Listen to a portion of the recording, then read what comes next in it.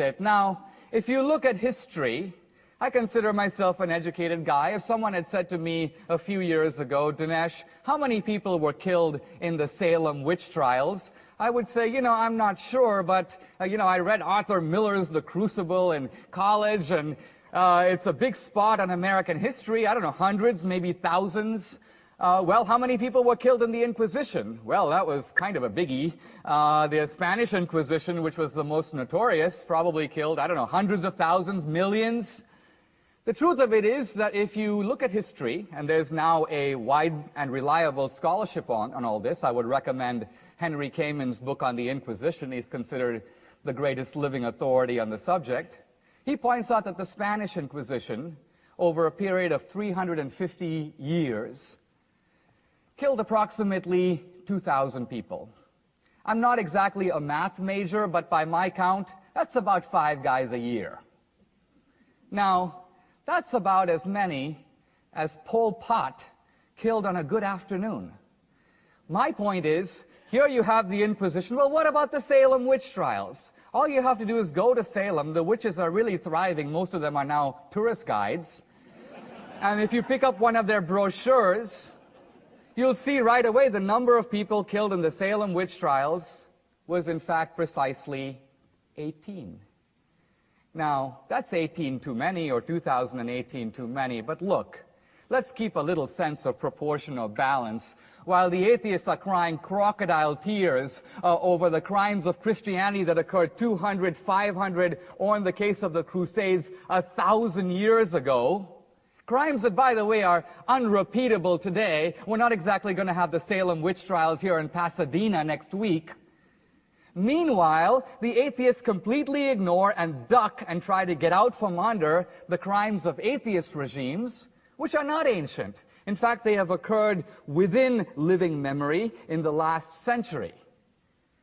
I'm not just talking about Stalin in Russia or Mao in China or the Nazi regime. True, if you bring those three together, those three regimes in the space of a mere 5 decades killed no fewer than 100 million people. In other words, the regimes of atheism have produced a virtual mountain of bodies and an ocean of blood. We're not even talking about Pol Pot's 2 million, or Ceausescu, Kim Jong-il, Fidel Castro, Enver Hoxha, the list goes on. Now, Richard Dawkins, in The God Delusion, makes an extremely important qualification. He says, well, yes, it is true, but you have to notice that the Christians killed in the name of Christianity. You may have had tyrants who were atheists, but they really didn't kill in the name of atheism. Now, Dawkins is actually an accomplished biologist, but I think that there are some dangers to letting a biologist leave the lab. And why?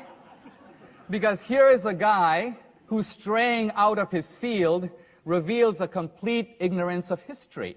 All you have to do is read the Communist Manifesto. All you have to know is a little bit about these different regimes to see right away that this wasn't a matter of having a dictator who happened to be atheist.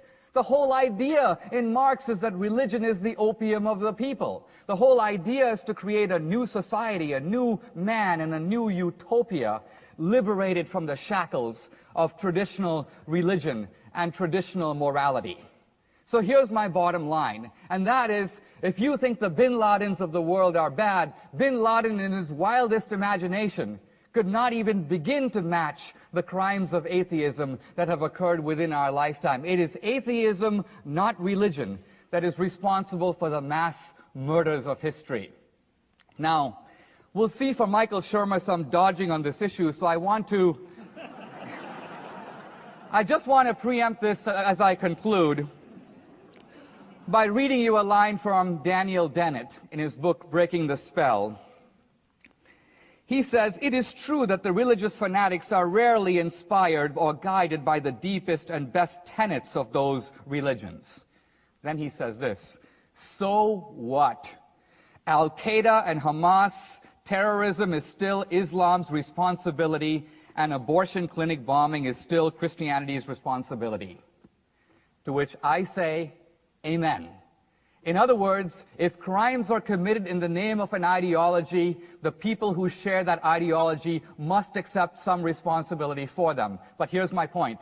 Let's be a little even-handed about that. If that is true of religion, it is also true of atheism. The atheists don't get to dodge and say, well, really, but we wouldn't do that. We're such nice people. The atheists don't get to blame the Christians for Torquemada and then get out of the blame for, say, Stalin. We have to use a single standard in this argument. So I think at the end of the day, we will find that there is good and there is evil. It is, of course, in human nature. We're going to see it everywhere. But if you toll up a little bit of a balance sheet, I think you see that our civilization, including the values that those of you who are secular cherish, wouldn't be there if it wasn't for Christianity. In this sense, I think you can say, even if reluctantly, even Michael Shermer, thank God for Christianity. Thank you very much.